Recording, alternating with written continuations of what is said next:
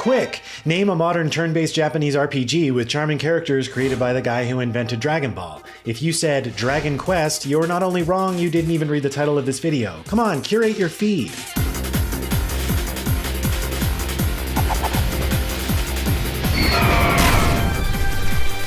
Blue Dragon was released in late 2006 in Japan and in the summer of 2007 in North America and Europe, exclusively on the Xbox 360. It was planned from the beginning to correct a big gap in the original Xbox library, games that appealed to the Japanese market. In Japan, the OG Xbox was absolutely crushed by the PlayStation 2. It sold less than 500,000 units in the country, while the PS2 topped out at an absolutely ridiculous 23.18 million consoles sold by the time it was discontinued in 2013. That's a lot.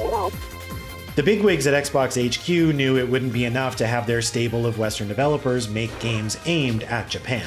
No matter how many dorm rooms rattled with the sound of assault rifle fire from Halo Slayer matches in the West, Microsoft's squadron of Space Marines, Super Spies, and Persian Princes just weren't making a dent in Japan.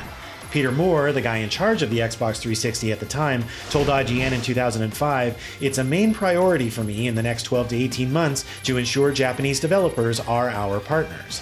One of those developers ended up being Mistwalker, an at the time new studio founded by the father of Final Fantasy, Hironobu Sakaguchi.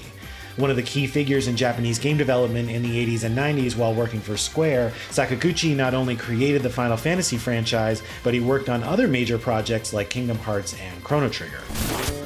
The massive success of Sakaguchi's projects gave him a lot of leeway with the higher-ups at Square. This allowed him to pitch his most ambitious project yet, a state-of-the-art, fully CGI feature film called Final Fantasy: The Spirits Within. And you can tell that at one point the producers simply ran out of money. When that movie bombed at the box office, Sakaguchi stepped back from actively overseeing projects at Square and eventually left the company. Anyone would have forgiven Sakaguchi for leaving the high-stress world of AAA game development behind to chill in his big house in Hawaii, but the guy who created Final Fantasy isn't one to sit around counting his gil. He founded Mistwalker Studios in 2004, and in doing so, Peter Moore had found one of his Japanese partners. While Sakaguchi and Mistwalker oversaw its production, much of Blue Dragon was developed by Artoon, one of a few Japanese companies with experience working on Xbox, having also made the super underrated and possible future contestant for this show, Blinx the Timesweeper. Sakaguchi was joined on Blue Dragon by two just as legendary collaborators, composer Naobo Uematsu, most famous for composing this, and the characters were designed by Akira Toriyama, who created this.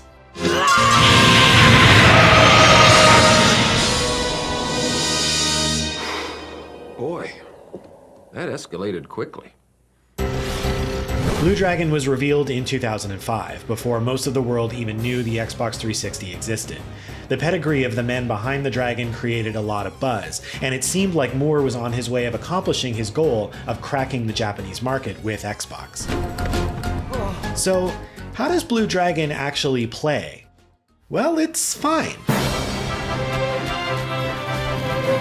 Right, Land Shark! Come and get it! If you've played any of the 3D Japanese RPGs since Final Fantasy VII, you know what to expect. There are lots of high-quality cutscenes stuffed with over-the-top anime dialogue delivered by characters that range from charming to super annoying. Okay, I'm sorry I said that. I apologize. Between story beats, you control a single character representing your entire party as you explore town, buy items, and talk to people. Outside the town is an overworld of big, open, interconnected areas full of treasure chests and monsters. When you touch one of these monsters, the game switches to combat mode where your plucky band of teenage misfits square off against colorful monsters who are more hilarious than intimidating. Like most JRPGs, the combat is where Blue Dragon deploys its big twist on the formula. Your characters are each paired with a magical shadow based on different animals. There's a minotaur, a bat, a phoenix, a saber-toothed tiger, so I guess they're not all animals exactly, but you get what I mean.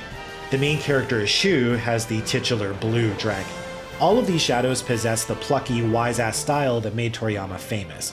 There is a lot of capital P personality in Blue Dragon. The shadows either directly damage enemies or boost their partner's abilities, and work sort of like classes in other RPGs. There's the direct damage sword master, the tanky guardian, the sneaky monk. The familiarity with Final Fantasy continues here, as white magic heals and black magic does direct damage. You can mix and match abilities to build your party how you like, which is a nice wrinkle. There's nothing here you haven't seen before. Even the plot is vintage Sakaguchi. The peaceful sci-fi/fantasy world at the beginning of the game is revealed to be a post-apocalyptic wasteland, evil emerges, heroes rise, etc., etc. But that's kind of the point. This classic beloved formula was on the Xbox 360, and it started a wave of JRPGs for the system that sneakily includes some of the better games in the entire genre, like Eternal Sonata. Reviews at the time were good, particularly in Japan, with Famitsu Magazine awarding the game a nearly perfect score. Sales were healthy too. After a strong first weekend, Blue Dragon sold over 200,000 units in Japan, eventually becoming the fourth highest selling Xbox title in the country. The Xbox 360 sold over 1.6 million consoles in Japan, making it Microsoft's most successful console in the country by a mile. Peter Moore's plan worked. So why doesn't anyone talk about Blue Dragon anymore? Well, my theory is that in trying to make something as close to the classic Saturday morning in your PJs feeling of 90s RPGs, Sakaguchi and his team failed to deliver anything that was truly memorable. Nothing about Blue Dragon is bad, but nothing about it is truly special either. Later Xbox 360 RPGs, like Mistwalker's own Lost Odyssey, would push JRPG gameplay and storytelling. The year Blue Dragon was released, Sakaguchi's old bosses at Square announced a counter, the Final Fantasy XIII Fabula Nova Crystallis project, which promised to be a massive technological leap for the genre. It signaled a commitment to technologically impressive, realistic-looking high fantasy. Blue Dragon looked quaint and dated by comparison. I also think Blue Dragon was a little ahead of its time, ironically.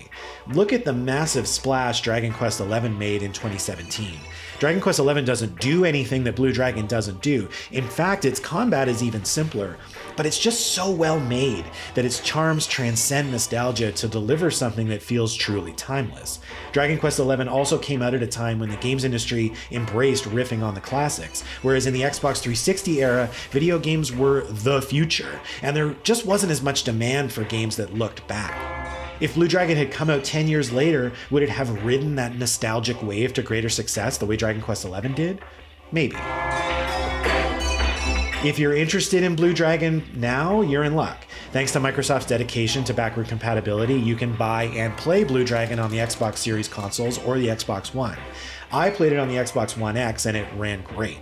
There's no 4K 60 option, but thanks to its strong visual style, it still looks pretty good. The graphics aren't going to blow your face off, but the character models have this handcrafted stop-motion vibe I find really appealing.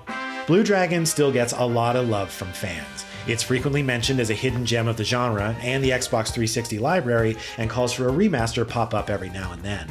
If you think Final Fantasy is straying too far from the classic formula, or if you're just looking to recapture that feeling of parking yourself in front of the TV on a weekend and getting sucked into a classic RPG, Blue Dragon delivers.